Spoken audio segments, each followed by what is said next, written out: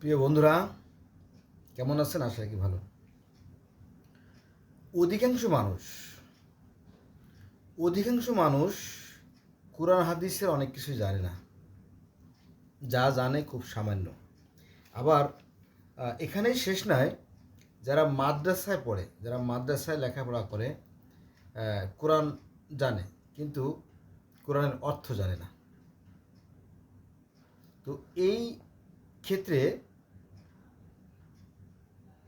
যদি আপনি তাদের সাথে প্রতারণা করেন, সেই ব্যাপারটা অনেকই দুঃখজনক বিষয়। কোরআন কি বলে, চলেন কোরআন কি বলে আমি সেই বিষয়ে আলোচনা করব। তাহলে আপনি নিজেই বুঝতে পারবেন যে আসলে কি। আল্লাহ বলেন, তোমাদের জন্য তোমাদের জন্য ইব্রাহিম ও তার সঙ্গীদের মধ্যে রয়েছে উত্তম আদর্শ। কে এই ইব্রাহিম? এই ইব্রাহিম হচ্ছেন সেই ইহুদিদের নবী, এই ইব্রাহিম হচ্ছেন খ্রিস্টানদের নবী, এই ইব্রাহিম হচ্ছে মুসলমানদের নবী, এই ইব্রাহিম হচ্ছে সনাতন বা হিন্দু ধর্মের নবী।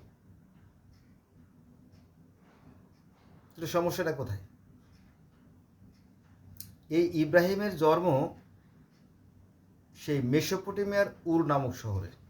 মেসোপটেমিয়া তার মানে বর্তমানে যে ইরাক, এই ইরাকের যে মেসোপটেমিয়া, সেখানে তার জন্ম। সেখান থেকে তিনি এই যে কেনানে চলে আসেন। সেই কেনান আবার নাই, মানে সেই মেসোপটেমিয়াও নাই, সেই কেনানও নাই। এখন কেনান ভেঙে হয়ে গেছে ইসরায়েল ফিলিস্তিন।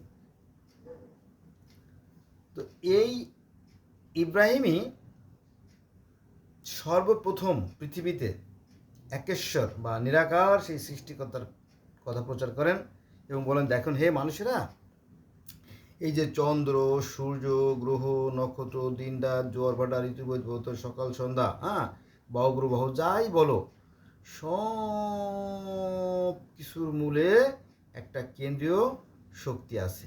হ্যাঁ, সেই শক্তিটাই হচ্ছে আল্লাহ। এখন এই ইব্রাহিমকে সনাতন ধর্মের যারা, তারা বলে প্রহ্লাদ মহাজন। আর ইনি দিবারাত্র সেই হরি হরি বলতো, হরি হরি হরি। হরি শব্দের অর্থ কিন্তু মুসলমানরা জানে না। শতকরা একজনও জানে না, হাজারে একজনও জানে না, লাখে একজন জানে না, এমনকি কোটিতেও একজন জানে না। অথচ এই হরি শব্দের অর্থ নিরাকার সৃষ্টিকর্তা। আমি মাঝে মাঝে কথা বলি যে, দেখবেন যে বেদে যা আছে তাই তাওরাতে আছে, বাইবেলে আছে, কোরআনে আছে, এমনকি এর 90% ত্রিপিটকে আছে। তার মানে এই যে বর্তমান যে পৃথিবীতে 5টা ধর্ম রাজত্ব করে দিচ্ছে, একটা হচ্ছে ইহুদি ধর্ম, খ্রিস্টান ধর্ম, ইসলাম ধর্ম, বৌদ্ধ ধর্ম, সনাতন ধর্ম। 5টা ধর্মের প্রধান। তো সব তো মিলিয়ে আছে, সমস্যাটা কোথায়? যে ওই যে হিন্দুরা মূর্তি পূজা করে, হ্যাঁ রে বাবা, মূর্তি পুজো তারা করে তো জানি, খড়কুটো দিয়ে কাদা দিয়ে মানুষ তৈরি করে, এই মানে মূর্তি তৈরি করে, আমরা জানি। কিন্তু এই যে আমরাও তো কম করি না। আমরা ওই যে পাথরে চুমো দিই হজে গিয়ে, দেই না? আমরা ওই যে আপনার ওটা কি শয়তান, ওই যে পিলারে ঢিল মারি, শয়তান না তো, ওটা তো একটা সিমেন্ট বালুর খুঁটি, তাই না? তো এইগুলো কি শিরক না? একটু ভেবে দেখেন, উত্তর দেন পারলে, যদি যোগ্যতা থাকে উত্তর দেন, তাই না? আচ্ছা, এবার আসেন মূল কথায়। আল্লাহ বলতেছেন, কে বলতেছেন? আল্লাহ বলতেছেন যে নামাজ সমাপ্ত হলে তোমরা বাইরে ছড়িয়ে পড়বে। কিসের জন্য আমি ছড়িয়ে পড়ব? নামাজ শেষ হইলেই বাইরে ছড়িয়ে পড়ব কেন? আল্লাহর অনুগ্রহ সন্ধান করার জন্য, অর্থাৎ রুজি রোজগারের জন্য, আয়ের জন্য, খাবারের জন্য, আহার জোগাড় করতে হয় না, সেই জন্য। তাই বলতেছে আল্লাহ, নামাজ সমাপ্ত হলে তোমরা বাইরে ছড়িয়ে পড়বে এবং আল্লাহর অনুগ্রহ সন্ধান করবে ও আল্লাহকে অধিক স্মরণ করবে, যাতে তোমরা সফলকাম হও। সূরা জুমুয়া আয়াত নম্বর 10। আমার ভুল থাকলে বলে দিতে পারেন। আপনারা জানেন যে বিশ্বের সর্বশ্রেষ্ঠ মহামানব নবী মুহাম্মদ সাল্লাল্লাহু আলাইহি সাল্লাম যাকে সৃষ্টি না করলে জগতের কোনো কিছু সৃষ্টি করা হতো না, তিনিও কিন্তু বাল্য বয়সে চাচাদের সাথে বিভিন্ন রাষ্ট্রে ব্যবসা করতে গেছে, জানেন তাই না? এটা অস্বীকার করার সুযোগ নাই। আচ্ছা, শুধু তাই না, তিনি যুদ্ধ তো জীবনের ঝুঁকি নিতে হয়, জীবনের ঝুঁকি নিয়েও কিন্তু যুদ্ধে গেছেন। যে সে কী কথা, বাচ্চারা আবার যুদ্ধ যায় নাকি? হ্যাঁ, তিনি যুদ্ধ করেন না, এ কথা সত্য, কিন্তু ওই যে তীর, ধনুক, বল্লম, কাঁটা, টিঠে ওগুলো কুড়িয়ে এনে এনে বড়দের হাতে দিয়েছেন এবং শরবত বানাই বানাই তাদের খাওয়াইছেন। রোদের মধ্যে তো ছাগল চড়াইছেন, জানেন তো, এগুলো কোনো অস্বীকার করার সুযোগ নাই। তিনি কাজ করতেন, কিন্তু এখন কি কাজ হয়? সেই ইসলাম আর কি আর ইসলাম কি এক এক না। এখন ওই খালি শুয়ে থাকবে, খালি শুয়ে থাকবে আর শুয়ে থাকবে, আর কোনো কাজ নাই। নামাজ একটু পড়বে আর খাবে আর পায়খানা করবে। খাবারগুলো কোথা থেকে আসে? মনে করেন যে একটা মার্কেটের দোতলা আছে মসজিদ বা মাদ্রাসা, ওই মার্কেট থেকে যে টাকাগুলো আসে সেগুলো খাইব। তারপরে বাজারের আশেপাশে অলিতে গলিতে আনাচে কানাচে, হ্যাঁ, যেখানে যত দোকান আছে, হ্যাঁ, সব দোকান থেকে চাঁদা তুলব, হ্যাঁ, তারপরে যারা নামাজ পড়তে আসবে তাদের কাছ থেকে। এটা কিন্তু ইসলামের বিরুদ্ধ, মানে এটা কিন্তু অনিয়ম। সেটাই চলছে এখন, মানে বাণিজ্যিক ভিত্তিতে মানে ধর্ম প্রচার হচ্ছে আর কি। এটা আর কি আমরা পিছিয়ে পড়ে আছি এই কারণে, শুধু একটা মাত্র কারণে, যে এই যে যে ছেলেগুলো মাদ্রাসায় পড়ে, 20 লক্ষ মাদ্রাসায় যে ছাত্রগুলো পড়ে, এরা অকর্মণ্য হয়ে যায়, এরা অলস হয়ে যায়, কুড়ে হয়ে যায়, ভবিষ্যতে আর কোনো কাজ করে খাওয়ার মতো মেন্টালিটি বা মানসিক প্রস্তুতি তাদের থাকে না। ঠিক আছে, আপনি দেখেন যে বাংলাদেশের যে 20 লক্ষ মাদ্রাসা আছে, তো এই মাদ্রাসায় যে পরিমাণ খাবার প্রতিদিন ধ্বংস করা হয় এবং যে পরিমাণ বেতন হুজুরা নেয়, এইগুলো জোগাড় করলে আমরা যদি পারমাণবিক বোমা তৈরি করতাম, তাহলে দেখতেন যে ওই মোদী সরকারের পাতলা পায়খানা শুরু হয়ে যেত, ট্রাম্পেরও পাতলা পায়খানা শুরু হতো। বলে ওরা বলতো ওর সর্বনাশ, কথা বলার আগে একটু ভাইবে কথা বলো, কারণ কারণ এই মুসলমান আছে মাথা মোটা জাতি, ওরা হচ্ছে কি গরুর মাংস খায়, তো ওদের টেম্পারেচার সময় বেশি থাকে, হিসেব করে কথা বলে, নইলে দুই দুই ফুটাই দেয়। মানে ওই যে বোমা বানায় রাখছে, বেশি না, এই 10-20টা, ওই কয়েক হাজার বানানোর দরকার নেই, যদি ফুটাই দেয় তাহলে কিন্তু সর্বনাশ। হ্যাঁ, দিতেও পারো, কারণ ওরা তো এমনি খুব, হ্যাঁ, হ্যাঁ, তখন ভয় পেত, কিন্তু না, এরা খালি খাইবো আর পায়খানা করবো আর, হ্যাঁ, দোয়া করবো, 5 পয়সার কাজে আসবে না দোয়া, 5 পয়সার কাজে আসবে না। এদেরকে, মুসলমানদেরকে বিজ্ঞান জানতে হবে। কারণ কি জানেন, আমি একটা বিজ্ঞানের সংজ্ঞা বলি, কাজের সংজ্ঞা বলি। অনেক সংজ্ঞা আছে, যেমন ত্বরণ, মন্দন, গতি, ভর, বেগ, এরকম অনেক সংজ্ঞা আছে বিজ্ঞানে। এগুলো যারা কমার্সের ছাত্র বা আর্টসের ছাত্র বা মাদ্রাসা ছাত্র বুঝবে না। তারপরেও বলা, সেটা হচ্ছে কাজ বলতে সেটাকেই বোঝায়, অর্থাৎ বল প্রয়োগের ফলে যদি কোনো বস্তুর অবস্থার পরিবর্তন ঘটে তাহলে কাজ। অর্থাৎ আবার ভাঙে বলি, বল গুণ স্মরণ সমান কাজ। অর্থাৎ বল প্রয়োগের ফলে যদি কোনো বস্তুর অবস্থার পরিবর্তন হয় তাহলে কাজ, নইলে কাজ না। মনে করেন আমাদের দেশে কত ইবাদত বন্দি করা হয়, কিন্তু কোনো কাজে আসে না। কারণ কি, ভিতরে ওই যে ধোঁকাবাজি, খাই আমরা আজে বাজে, এই জন্য আর পরিবর্তন হয় না। বুঝা গেছে? সব ভেজাল, সব ভেজাল। একজন ইমাম তো থাকবে ইমামের মতো, সে কথা বলবে, মানুষ শুনবে, হ্যাঁ, সেটা সমাজে প্রতিষ্ঠিত হবে। কিন্তু কই, দেখবেন প্রায় ওয়াজে মাহফিলে দেখবেন যে মায়ের খায়, আর ইমাম সাহেবরা যেগুলো মায়ের খায়, হ্যাঁ, সেগুলো তো কেউ বলবে না, বলবে না। ওই 2 সাইডে ঘটনা যদি ক্যামেরায় বন্দি হয় তাহলে সেটা আমরা জানতে পারি। কিন্তু এগুলো কেন ঘটে জানেন? এই যে ইমাম মাহফিলে মায়ের খায়, তারপরে মসজিদে মায়ের খায়, কেন জানেন? কারণ ওদের রক্তে দোষ। কারণ মাদ্রাসায় যারা পড়ে দেখবেন যে তার অধিকাংশই 95% অভদ্র ফ্যামিলির, মূর্খ, গুণ্ড, এই সমস্ত আজে বাজে ফ্যামিলির পোলাপান এখানে লেখাপড়া করে। ওদের মেন্টালিটি থাকে ভিন্ন রকমের, আর ওদের মধ্যে একটা অহংকার জমে যায়। মনে করে যে আল্লাহর ভাষা আরবি, নবী মোহাম্মদের ভাষা আরবি, ফেরেশতাদের ভাষা আরবি, কবরের ভাষা আরবি, আমরাই তো জান্নাতে যাবো, আর কি জান্নাতে যাবো, আর কেউ যেতে পারবে না। এগুলো সঠিক না, এই চিন্তাটা সঠিক না। মূল কথা আসি, কোরআনের একটা আয়াত, ফেরেশতা এবং রুহু আল্লাহর দিকে উদ্যমগামী হবে। ফেরেশতা এবং আল্লাহর রুহ আল্লাহর দিকে উদ্যমগামী হবে এমন একদিন যেদিন পার্থিব 50,000 বছরের সমান। সূরা মাআরিজ আয়াত নম্বর 4। এখানে বিষয়টা হচ্ছে কি, যখন সৃষ্টিকর্তা তো অদৃশ্য জগতে ছিলেন, তো তিনি চিন্তা করলেন যে আমি নিজেকে বহু করব বা আরও করব, অসংখ্য করব বা সৃষ্টি করব, যাই বলেন, যেভাবে আপনি নেন। তো তিনি কি করলেন, তিনি কাদামাটি তো তাহারই তৈরি, সৃষ্টিকর্তারই তৈরি, এই কাদামাটি দিয়ে তিনি একটা মূর্তি তৈরি করলেন। মনে আছে সূরা বাকারা, মানে কোরআন শরীফের সূরা বাকারা 34, 35, 38 আয়াতগুলো দেখলে ওখানে দেখবেন যে মাটি দিয়ে আদমের মূর্তি তৈরি করা হলো এবং 40,000 বছর ফেলায় রাখছিল। আল্লাহ হয়তো নিশ্চয়ই ব্যস্ত ছিল, করার সময় হয় নাই। পরে ফেরেশতাকে বললো, হে ফেরেশতারা, আমি যখন আদমের মূর্তিকে সুঠাম করব, তখন তাতে আমার প্রাণ সঞ্চার করবো, তখন তাকে সেজদা করো। খেয়াল আছে? তখন যখন আদমের মধ্যে তার রূহ দেওয়া হলো, তখন সবাই তাকে সেজদা করলো। আল্লাহই বলছিল সেজদা করতে, কিন্তু মূর্তি পূজা কিন্তু এখান থেকে শুরু হয়েছে। হ্যাঁ, পরে মতভেদ সৃষ্টি হয়েছে। তো যাক, পরে তারপরে যখন রূহ দিল, তখন সে জীবিত হয়ে উঠলো।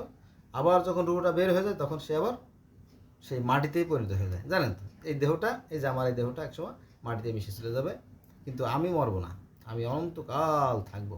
কোথায় থাকবো এটা আমি জানি না, এটা হচ্ছে গোপন জ্ঞান, এটার মতো আমার সৃষ্টিকর্তাই জানে, আর কেউ জানে না। বুঝা গেছে?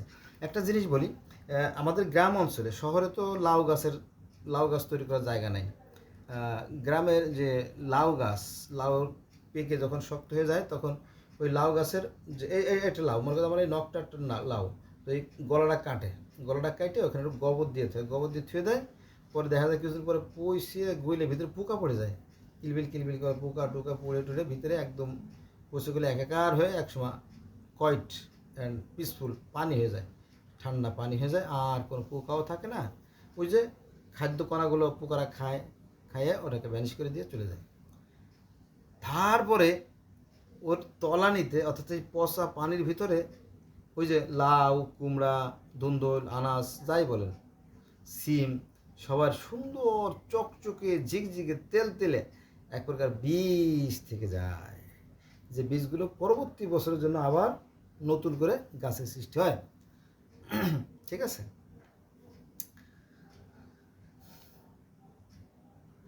তো মা বোনেরা কী করে জানেন, চালনি, তারপরে ওরে বলি কুলা, হ্যাঁ, বিভিন্ন পাত্র করে নিয়ে ওটা পরিষ্কার করে, পানিতে দিলেই পরিষ্কার চকচক করে, ঝিকঝিক করে। দেখবেন যে যে ধুন্দুলির বিচিগুলো, আনাজের বিচিগুলো, কুমড়ার বিচিগুলো, লাউয়ের বিচিগুলো, এগুলো পরবর্তী একটু শুকায় বোতলে ভরে রেখে দেয়।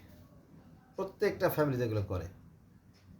তো আমাদের ভিতরে আমাদের যে প্রাণ বা এটি হচ্ছে আমাদের বীজ, এগুলো দিয়ে আবার নতুন করে আবার মানুষ গড়া সম্ভব। এই দেহ পচে যাবে, এই দেহ নতুন করে আর কি সৃষ্টি হবে না। এজন্য কোরআনে কোথাও কবর আযাবের কথা নাই।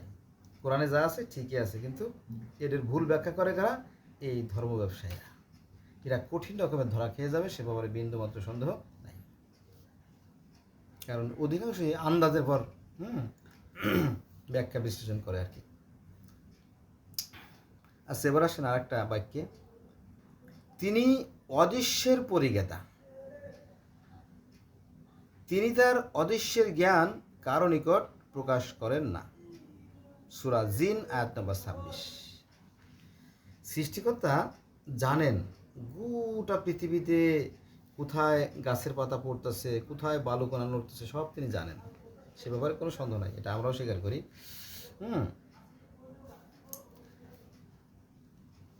সবই তার ইচ্ছা, সবই যদি তার ইচ্ছে হয়, তাহলে আমি কেন এত মাতামাতি করবো, তাই না? আমার কাজ আমি করে যাব, তাই না? নাকি অন্যের কাজ নিয়ে তো মাথা ব্যথা নাই। আচ্ছা, এবার মূল আসেন, দিবা ভাগে রয়েছে বহু রকমের কাজ। সূরা মুজাম্মিল আয়াত নম্বর 7। অর্থাৎ এই যে দিন, সকালে সূর্য ওঠে, সূর্য অস্ত যায়, এই যে আলো, যে দিনের বেলাটা, এটাকে আল্লাহ পাক কী জন্য করছেন? কাজ করে খাওয়ার জন্য। আপনি দেখেন, আদম থেকে শুরু করে নবী মুহাম্মদ পর্যন্ত প্রত্যেকটা নবী কাজ করে খেতেন, কিন্তু আমাদের যারা ধর্মগুরু যারা এরা কাজ করতে রাজি না। ওরা নামাজটা পড়ায় এসির মধ্যে চলে যায়, সেখানে যে পান সুপারি খাইয়ে একটা ঘুম দেয়, পরে আবার এসে নামাজ পড়ায়। কি শান্তির ব্যবসা! এজন্য কঠিন পরিস্থিতির সম্মুখীন হতে হবে, সে বলে কোনো সন্দেহ নাই। এখানে আরও আছে, দেখেন কি বলা হয়েছে, এবং এবং দিনকে করেছি জীবিকা আহরণের সময়। দিনের বেলাটাকে তোমরা কাজ করবা। আল্লাহ আরও বলেন, মানুষকে আমি শ্রম নির্ভর করে সৃষ্টি করেছি। সূরা বালাদ ৮ নম্বর 4। দেখেন যে অনেক আছে না, যে সকালবেলা বেরোইছে অফিসে, তারপরে সন্ধ্যা হয়ে গেছে, তারপরে রাত ৮টা ৯টা 10টা 11টা 12টা 1টা 2টে পর্যন্ত কাজ শেষ হয়ে গেছে, অফিসের কাজ শেষ হয়ে গেছে, কাজ শেষ হওয়ার পরেও গাড়িতে বসে বসে ল্যাপটপে কাজ করতেছে। তারপরে বাসায় আসার পরে নাস্তার পরে আবার রাত 2টা পর্যন্ত কাজ করতেছে। এরকম কঠিন কাজ কিন্তু করে অনেকে। খবর নিয়েছেন কখনো? নেন নাই। হুজুর কিন্তু এগুলো করে না, হুজুরের কোনো মাথা ব্যথা নেই, আল্লাহ খাওয়াইব, মিথ্যে কথা। আল্লাহই খাওয়ান, তবে কর্ম করতে হয়। এবার আসেন, আমি কি তোমাদের তুচ্ছ পানি হতে সৃষ্টি করিনি? এটা প্রশ্নবোধক চিহ্ন। তারপরে পরে আমি তা রেখেছি নিরাপদ আধারে, অর্থাৎ সেই পানিকে একটা নিরাপদ আধারে রাখা হয়, অর্থাৎ মায়ের সেই জরাউতে রাখা হয়। এক নির্দিষ্ট কাল, জানেন তো, 10 মাস 10 দিন মায়ের গর্ভে থেকে সেই পানি থেকে আবার নতুন করে প্রাণের সৃষ্টি হয়। কি সাংঘাতিক ব্যাপার, তাই না? এবার আসেন 22 মানে 20, 21, 22, 23 নম্বর আয়াত। এটিকে পরিমিতভাবে তৈরি করছি আমি, কত নিপুণ স্রষ্টা। এটিকে আমি পরিমিতভাবে তৈরি করছি, আমার কত ক্ষমতা, আমি কত নিপুণ স্রষ্টা।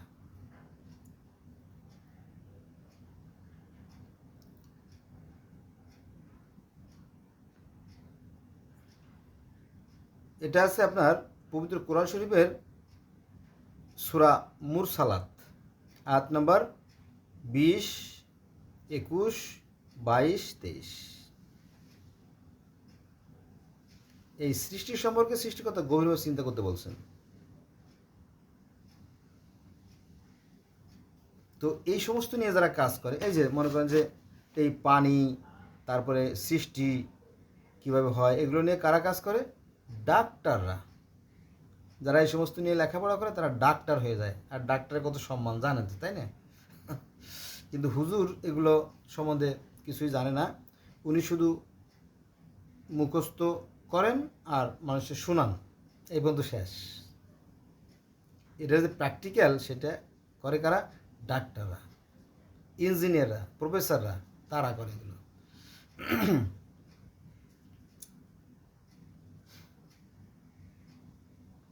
এবার আসেন আর একটা বিষয় নিয়ে আলোচনা করি। এ এমন একদিন মানে কিয়ামতের দিনের কথা বলা হয়েছে। এমন একদিন যেদিন কারো বাক্য স্ফুট হবে না। এই বাক্য স্ফুট মানে কি? বাক্য মানে মুখের শব্দ, স্ফুট মানে কি? বলা বা শব্দ উচ্চারণ করা, মুখ দিয়ে কোনো শব্দ বের হবে না। কোন দিন সেদিন? কিয়ামতের দিন, প্রতিদান দিবসের কথা। সেটা কিন্তু ওই সনাতন ধর্মে আছে। সেটা হচ্ছে আপনার বৈতরণী, মানে সেই যে মহাপ্রলয় আর কি, মহাপ্রলয়কে বলা হয় কিয়ামত। আর ইহুদি ধর্ম, খ্রিস্টান ধর্ম, ইসলাম ধর্ম, 3টে ধর্ম কিয়ামত বলা হয় আর কি। আর আবার বলি, ইহুদি ধর্ম কিয়ামত, খ্রিস্টান ধর্ম কিয়ামত, ইসলাম ধর্ম কিয়ামত, এবং সনাতন বা হিন্দু ধর্ম কিয়ামত, তাকে বলে মহাপ্রলয়। আর বৌদ্ধ ধর্মের কিয়ামত। বৌদ্ধ ধর্মের কিয়ামত কেমন? যদি কেউ ভালো কাজ করে তারা নির্বাণ লাভ করবে, আর যারা মন্দ কাজ করবে তারা ধ্বংস হয়ে যাবে। তার মানে কি? এ কাইন্ডস অফ কিয়ামত। এক প্রকার কিয়ামতের কথাই বলে। তার মানে কি প্রত্যেকটা ধর্মই কিন্তু একই কথা বলে। এটা আমরা বুঝি না, এটা সবাই বোঝে না। হ্যাঁ, কারণ সৃষ্টিকর্তার বিধানে কোনো পরিবর্তন নাই, সবার জন্য তিনি সমান। এবার আসেন আর একটা আয়াত, কেউ ওজর আপত্তি পেশ করতে পারবে না, কারো কোনো ওজর আপত্তি কিছুই থাকবে না, কারণ মানুষ তো, কে ওজর আপত্তি করবে, কারো ক্ষমতা আছে, সম্ভব না। এটা আছে আপনার সূরা মুরসালাত আয়াত নম্বর 36, দ্যাটস মিন 36। আল্লাহ বলতেছেন যে সব কিছুই আমি লিপিবদ্ধ করে সংরক্ষণ করেছি। সূরা নাবা আয়াত নম্বর 29। কোরআনের ভাষা অনুযায়ী ফেরেশতারা দুইবার ডিউটি করে, একবার ফজরে আসে, সে আসরে যায়, আর আসরে যে আসে ফজরে যায়, এইভাবে। তো ওরা কর্ম লিপিবদ্ধ করে, কর্ম লিপিবদ্ধ করার পরে ওটা কী করে ওরা সেই জান্নাতের যে ইল্লিন অথবা সিজিনে জমা রাখে, প্রতিদিন দুইবার। আপনি কি যেতে পারবেন সেই ইল্লিনে? পারবেন না। আমি যেতে পারবো? পারবো না, কারণ সেখানে যাওয়ার মতো সাধ্য কারো নাই, শুধুমাত্র ফেরেশতাই যায়, তাই না? আচ্ছা গেল। তো ওই দলিল দেখে রায় দিবেন, টাকা পয়সা নাই কারবার, ওই দলিল দেখে রায় দিবেন। মনে করেন যে example is better than percept. আমরা যখন পরীক্ষা দিই, পরীক্ষা দিলে আমরা স্যারেরা খাতা দেয়, খাতা দিলে আমরা লিখে চলে আসি। স্যারেরা ওই খাতাগুলো আলাদা আলাদা করে, যে সমস্ত ডিপার্টমেন্ট আছে, সায়েন্স, আর্টস, কমার্স, হ্যাঁ, ম্যানেজমেন্ট, তো তাদেরকে ওই খাতাগুলো বুঝে দিয়ে দেয়। কার কাছে করে খাতা দিল, স্যারে আবার নোট রাখে, যে সমস্ত ডিপার্টমেন্টের স্যাররা আছে ওদের কাছে খাতা দেয়, কারের কাছে কতগুলো খাতা দিল নোট রাখে। ওই খাতা কিন্তু হারানোর কোনো সুযোগ নাই। আর হারাইলে কিন্তু মনে করেন আমার স্কুল থেকে 500 খাতা দিছে, এখন ওখান থেকে 2টা খাতা হারাই ফেলালাম, আমি কি বলবো স্যার খাতা হারাই গেছে? না, তখন বলে সর্বনাশ, তো 2টা খাতা হারাই গেছে, কী করা যায় কী করা যায়। তখন আমি গোপনে খবর নেবো যে আচ্ছা এই যে 2টা ছেলে রহিম আর করিম, তো এরা কেমন ছাত্র ছিল? তো ভালো ছাত্র। তা তো ওরা অন্য খাতাগুলো দেখে, স্যারে দেখে যে না, ওরা তো সবগুলোতে 90, 80, 85 পাইছে। তখন স্যারে বাসায় এসে ওই যে একটা শর্টকাট নোট করে, ওখানেও সেই 95 দিয়ে দিয়েছে, যা। হ্যাঁ, তখন তোর স্যার খাতা খুঁজতে আসবে না, যেহেতু একটা খসড়া নোট, এটা জমা দিয়ে দিতে হয়, ঠিক আছে? জমা দিলাম, পরে রেজাল্ট হয়ে গেল, ঠিক আছে? এরকম তো আর কি। তো সৃষ্টিকর্তা যেহেতু মহান, তিনি তো আর, তাই না, অবিচার করবেন না, এইটাই আর কি। এখন এই কর্মটাই কিন্তু ধর্ম, ধর্মের দোহাই দিয়ে আপনি জান্নাত চলে যাবেন, এটা একটা ধোঁকাবাজি ব্যবসা। সৃষ্টিকর্তার বিধানে করে পরিবর্তন নাই, পৃথিবীর প্রত্যেকটা মানুষের জন্য সমান বিধান, যদি আপনি দেখতেন, যদি আপনি ভাবতেন। কিন্তু অধিকাংশ লোক এই ধর্ম নিয়ে অহংকার করে, ধার্মিকতার অহংকার মানুষকে অমানুষ বানায় ফেলায়, কিন্তু সে বুঝতে পারে না। হায় হায়, আসুন আমরা মানুষ হই, আমরা মানুষ হওয়ার চেষ্টা করি। পৃথিবীটা অনেক সুন্দর, আর মানব জন্ম বড় সার্থক জন্ম, বারবার এমনভাবে জন্ম নেওয়া হবে না। এবার আসেন, এদিন সুনির্দিষ্ট, এদিন সুনির্দিষ্ট, অতএব যার অভিরুচি সে তার প্রতিপালকের শরণাপন্ন হোক। এই যে কিয়ামতের দিন বা প্রতিদান দিবস, আমরা যে প্রতি ওয়াক্তে নামাজে বলি মালিক মালিক মানে মালিক, ইয়াউমিদ্দিন মানে প্রতিদান দিবসের বা পুরস্কার বিতরণী দিবসের আর কি। এই যে আমরা যে কর্মগুলো করি, এর ফলাফল সুনিশ্চিত। এখন আপনি কোন কাজ করবেন, ভালো করবেন না মন্দ করবেন, এটা আপনার একান্ত অভিপ্রায়, এ ব্যাপারে কারো মাথা ব্যথা নাই, কারণ ভালো মন্দের জ্ঞান আপনাকে দিয়েই দিয়েছে। হ্যাঁ, আপনি যদি যারা পরিমাণ ভালো কাজ করে তার প্রতিদান তাকে দেওয়া হবে, আর যারা পরিমাণ মন্দ কাজ করে তার প্রতিদান সে পাবে, কোনো সন্দেহ নেই। এটা কোথায় আছে? এটা আছে সূরা নাবা আয়াত নম্বর 39, দ্যাটস মিন 39। আচ্ছা, মূল কথায় যাই।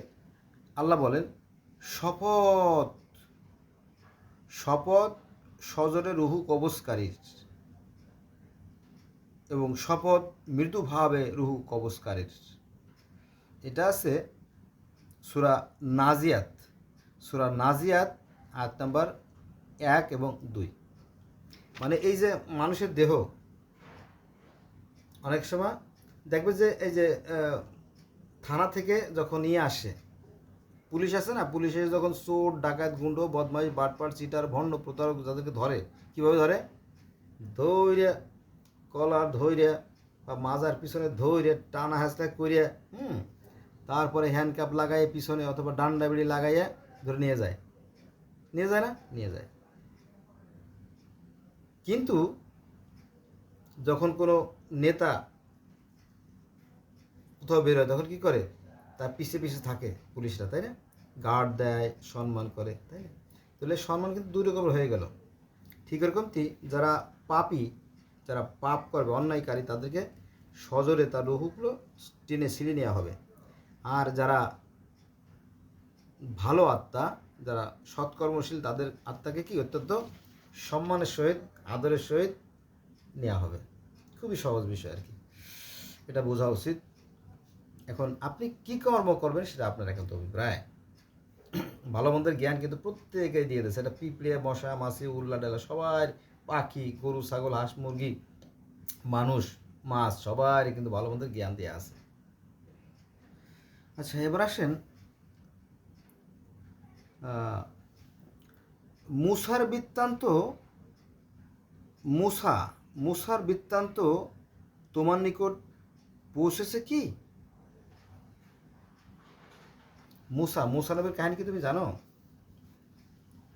মুসা, কোরআন শরীফ তো 30 পারা কোরআন শরীফ, 30 পারা কোরআন শরীফের মধ্যে সবচেয়ে বেশি যে নবীর কথা আলোচনা হয়েছে সেই হচ্ছে এই মুসা আলাইহিস সালাম।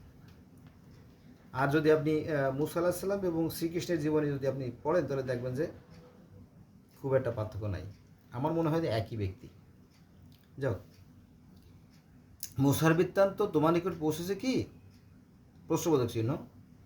তার রব পবিত্র তোয়া পর্বতে উপত্যকায় তাকে ডেকে বলেছিলেন, ফেরাউনের নিকট যাও, সে সীমা লঙ্ঘন করছে। এটা হচ্ছে আপনার সূরা নাজিয়াতের 15 নম্বর আয়াত, 16 নম্বর আয়াত এবং 17 নম্বর আয়াতের কথা বললাম। মুসা আলাইহিস সালাম, মুসা আলাইহিস সালামের সাথে আল্লাহ যে দেখা হয়েছিল তুর পাহাড়ে, তোয়া পর্বতে বা সিনাই পর্বতে বা গোবর্ধন পর্বতে, যাই বলেন, দেখা হয়েছিল। কুরুক্ষেত্রের যুদ্ধ, সেই যে ঈশ্বরের যে রূপটা সেটা দেখা গেছিল সহস্র বা হাজার হাজার সূর্যের ন্যায়। ঠিক আছে, মানে সনাতন বা হিন্দু ধর্মের যে ভগবত গীতা আছে সেখানে ঈশ্বরের রূপটা কিন্তু অর্জুন দেখেছিল সহস্র সূর্যের ন্যায় জ্যোতিময়। আর মুসা আলাইহিস সালাম দেখছিল তুর পাহাড়ে সেই জ্যোতিময়, একই রকমের চেহারা। এবার আসেন এই যে কোরআন কথা বলা হয়েছে যে এই কোরআন বা এ তো শুধুমাত্র বিশ্ব জগতের উপদেশ, বিশ্ব জগৎবাসীর জন্য। কত বড় কথা, তাই না? গোটা বিশ্ববাসীর জন্য। যদি গোটা বিশ্ববাসীর জন্য কোরআন হয় তাহলে একটা শ্রেণী কেন এটা নিয়ে রাজনীতি করে, তাই না? প্রশ্ন রয়ে গেল, যদি পারেন উত্তর দেবেন। এটা আছে, এ তো বিশ্ব জগতের জন্য উপদেশ, অর্থাৎ কোরআন বিশ্ব জগতের উপদেশ। এটা আছে সূরা তাকওয়ার 27 নম্বর আয়াতে। তারপরে এই যে ইল্লিন এবং সিজিন, এটা আছে আপনার, এটা অনেক লম্বা আলোচনা, তো ওই জন্য আমি শুধুমাত্র আয়াতের নাম্বার লিখে রাখছি। ইল্লিন এবং সিজিন কী জিনিস এটা সব বিস্তারিত জানতে হলে আপনার সূরা মুতাফিক্কিনের 7 নম্বর আয়াত, 8 নম্বর আয়াত, 18 নম্বর আয়াত এবং 19 নম্বর আয়াত, এই 4টে আয়াত আপনাকে জানতে হবে কোরআন শরীফ দিয়ে, অথবা গুগলে যে বা ইউটিউবে যে সার্চ দিলে চলে আসবে। আবার শুনেন, যেহেতু গুরুত্বপূর্ণ একটা বিষয়, সূরা নাজিয়াত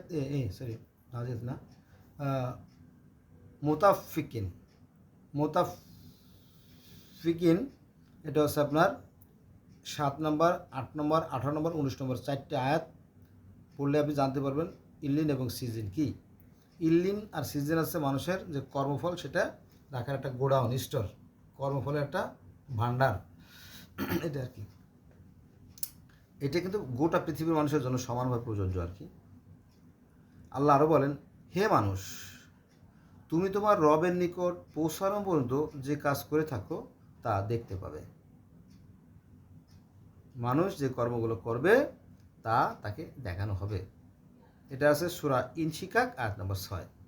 আপনি তো মনে মনে ভাবছেন যে আকাম কুকাম অন্যায় কাজ করি, হুজুর কইছে যে তওবা করলেই নাকি সব মাফ হয়ে যাবে, হুজুর ডাইকে হুজুর একবার ভালো করে পেট ভরে খাওয়াই দিলাম আর হুজুর তওবা পড়াই গেল, সব পাপ মাফ হয়ে গেল। অথবা আমি 4টে বাড়ি করছি, ছেলেটা 5টা, আর একটা বাড়ি করার পরে মোটামুটি 5 ছেলের জন্য 5টা বাড়ি করে দিয়ে গেলাম, তারপরে হজে যাই একেবারে নিষ্পাপ শিশুর মতো পবিত্র হয়ে যাবে। এগুলো ভণ্ডামি, এগুলো 100% ভণ্ডামি। আপনি এই বাড়ি যে মানুষের, আপনি হাজার হাজার মানুষের ক্ষতি করে যে বাড়ি করে গেলেন, তাই না? অভিশাপ লাগবে না? ওই বাড়ি তো ভূমিকম্পে ধ্বংস হয়ে পড়বে, আপনারই গায়ের পর পড়বে, সে ব্যাপারে খেয়াল নাই। এই সমস্ত ভণ্ডামি বাদ দিতে হবে আর কি, ঠিক আছে? সৃষ্টিকর্তা মানুষের ভালো মন্দের জ্ঞান দিয়ে দিয়েছে, তাই না?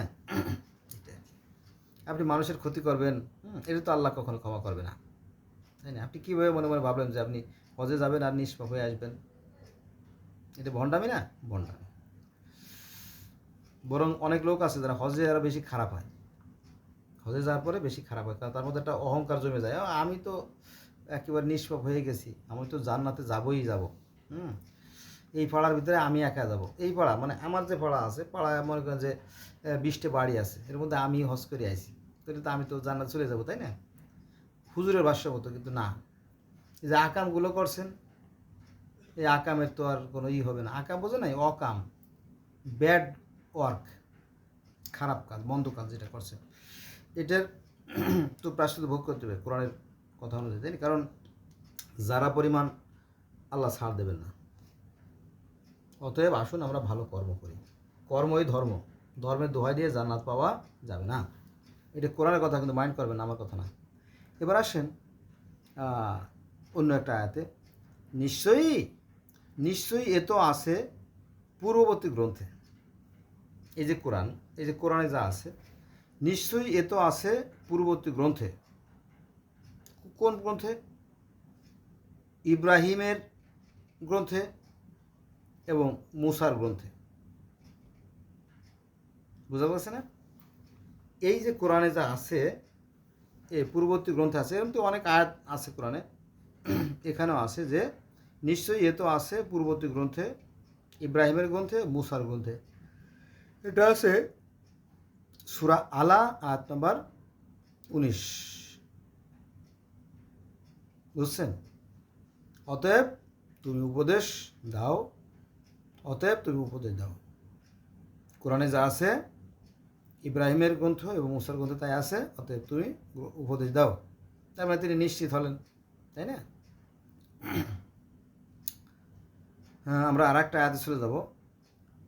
তুমি তো শুধু একজন উপদেষ্টা, নবী মুহাম্মদ সাল্লাল্লাহু আলাইহি ওয়াসাল্লাম শুধুমাত্র একজন উপদেষ্টা বা মেসেঞ্জার, সে কথা বলা হয়েছে।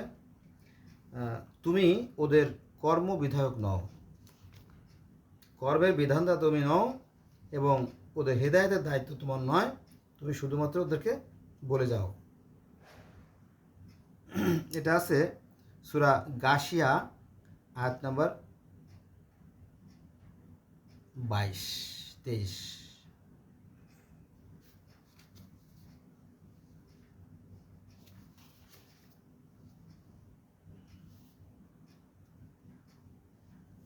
বন্ধুরা, আজকে এই পর্যন্ত রইল না।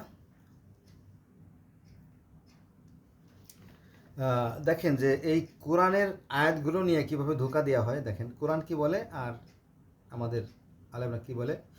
আল্লাহ বলতেছে তার কোরআনে, বলতেছে যে আমি তোমার প্রতি, নবী মুহাম্মদ সাল্লাল্লাহু আলাইহি ওয়াসাল্লামকে আল্লাহ বলতেছে যে আমি তোমার প্রতি যা অবতীর্ণ করেছি, নবী মুহাম্মদকে বলতেছে আল্লাহ যে আমি তোমার প্রতি যা অবতীর্ণ করেছি, ওতে যদি তুমি সন্দিহান হও, যদি কোরআনের প্রতি তোমার কোনো সন্দেহ থেকে থাকে, তাহলে তোমার পূর্বের গ্রন্থ যারা পাঠ করে তাদেরকে জিজ্ঞাসা করো, তোমার নিকট সত্যই এসেছে, তুমি কখনোই সংশয়ীদের অন্তর্ভুক্ত হবে না। এটা আছে সূরা ইউনুসের 16 নম্বর আয়াতে। অর্থাৎ কোরআনে যদি তোমার সন্দেহ থাকে, যদি মনে করো যে কোরআনে কোনো ভুল ভাল আছে, তাহলে এজন্য কোথায় যাবা? বেদের সাথে মিলাই দেখবা যে মেলে কিনা, ত্রিপিটকের সাথে মিলাই দেখবা মেলে কিনা, তাওরাতের সাথে মিলাই দেখবা মেলে কিনা, বাইবেলের সাথে মিলাই দেখবো, এই সাইডে গ্রন্থ মিলাই দেখবা যে একই কাহিনী। তখন তুমি কি not only sure but also you may over sure যে না ঠিক আছে, একই বিধানের কোনো পরিবর্তন নাই। বোঝা গেছে? সৃষ্টিকর্তার বিধানে কোনো পরিবর্তন হয় না, অর্থাৎ সৃষ্টিকর্তার সূক্ষ্ম বিচারক, তাই না? এটা প্রমাণিত হয়ে যাবে। অতএব মানুষের সাথে মানুষের আর বিধান থাকবে না। তাহলে কথা হচ্ছে যে তাহলে সবই যদি এক হয় তাহলে কোরআনের কি দরকার ছিল, তাই না? বিষয়টা হয়েছে কি যে সারা পৃথিবীতে যখন হাজার হাজার ধর্ম এসে গেছে, এমনকি আরবেও কিন্তু তখন 4টে ধর্ম ছিল। একটা আছে হানাফাইট, দ্বিতীয় আছে সনাতন বা হিন্দু বা প্যাগান যাই বলেন, 2টা ইহুদি, 3টে খ্রিস্টান, 4টে ধর্ম তখন কিন্তু ছিল। তবে ওই যে কুরাইশদের একটা গোত্র ছিল, তখন তারাও কিন্তু তখন অসভ্য ছিল, ওদের জন্য এই কোরআনটা দেওয়া হয়েছে, আরবি ভাষাভাষীদের জন্য। এটা আপনি পাবেন, এর প্রমাণস্বরূপ এটা পাবেন আপনি সূরা দুখানের 58 নম্বর আয়াতে, সূরার 51 নম্বর আয়াতে এবং সূরা আনামের 52 নম্বর আয়াতে। যদি আপনি পড়েন তাহলে দেখবেন যে নবী মুহাম্মদ সাল্লাল্লাহু আলাইহি ওয়াসাল্লামকে শুধুমাত্র মক্কা মদিনা ও তার পার্শ্ববর্তীদের জন্য, অর্থাৎ আরবি ভাষাভাষীদের জন্য প্রেরণ করা হয়েছে।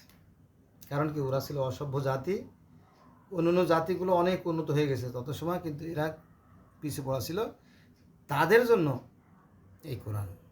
কিন্তু এটাকে যখন মুসলমানরা আস্তে আস্তে শক্তিশালী হয়েছে, বলবান হয়েছে, তখন সেটাকে তারা সারা পৃথিবীর জন্য প্রতিষ্ঠা করতে চায়, কিন্তু তাদের হবে না। হবে হবে না। এটা হচ্ছে আল্লাহর সাথে বাড়াবাড়ি আর কি।